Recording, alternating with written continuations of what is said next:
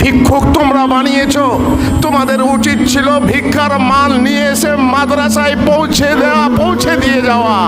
তোমরা পৌঁছে দাওনি বলে আমরা আমাদের লোককে, আমাদের ছেলেদেরকে পাঠাতে বাধ্য হয়েছি তোমার ঘরের দরজায়, যাতে আল্লাহর হক আদায় করে নিয়ে এসে মাদ্রাসার আল্লাহর দ্বীন প্রতিষ্ঠার জন্য এই জিহাদ কায়েম থাকে।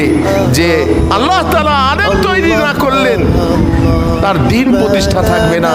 এই দ্বীন প্রতিষ্ঠার জন্য আমরা বাধ্য হয়েছি, আর আমরা বাধ্য হয়েছি।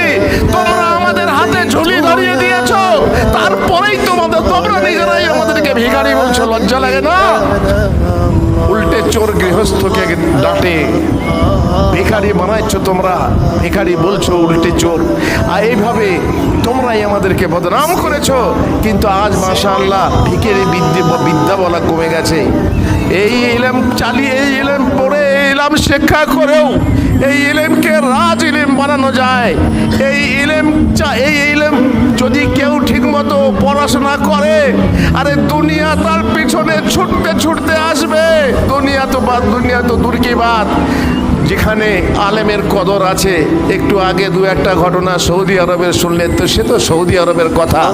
সৌদি আরবের কথা হোক বা না হোক, আল্লাহ তাআলা যাকে ইজ্জত দিতে চাইবেন সে সারা ভারতবর্ষে বা বাংলাদেশ, পাকিস্তান যেখানেই হোক তার কদর উচ্চতরে উন্নীত হবে এবং আকাশে উজ্জ্বল তারকার মতো মানুষের সামনে উজ্জ্বল হয়ে থাকবে।